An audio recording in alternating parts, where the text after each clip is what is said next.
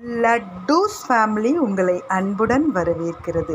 ஜீவ விவசாயம், உயிராற்றல் வேளாண்மை, இயற்கை உரம் மற்றும் பூச்சிக்கொல்லிகளை பற்றி நிறைய வீடியோ நம்ம சேனலில் போட்டிருக்கோங்க.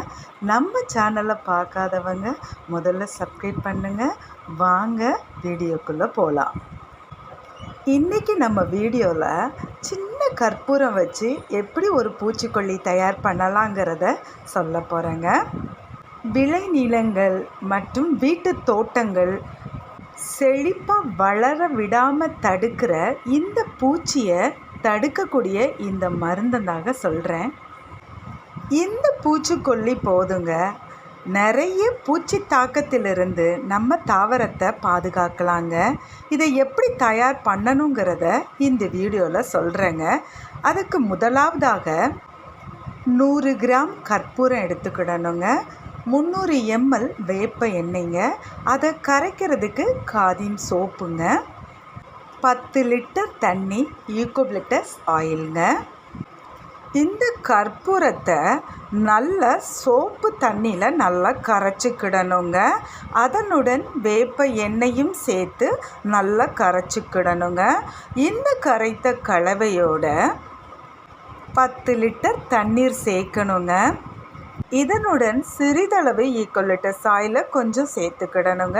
இந்த அனைத்து கலவையும் நன்றாக கலக்கணுங்க.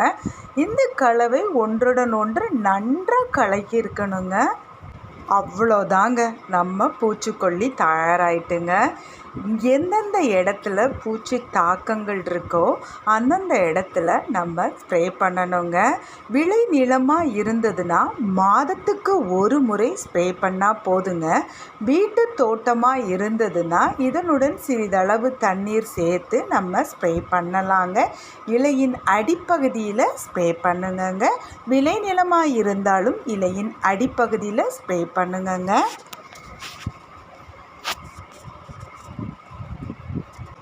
இந்த ஸ்ப்ரேயை அடித்து 3 நாள் உங்கள் பூச்சி தாக்கம் குறைவதை நீங்கள் பார்ப்பீங்கங்க. மாதத்துக்கு ஒரு முறை இந்த ஸ்ப்ரே பண்ணுங்க.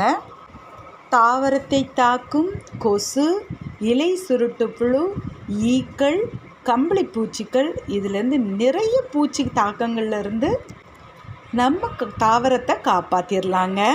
இந்த பூச்சிக்கொல்லியை மிக குறைந்த விலையில் நீங்களும் தயார் பண்ணி பயன்பெறுங்க.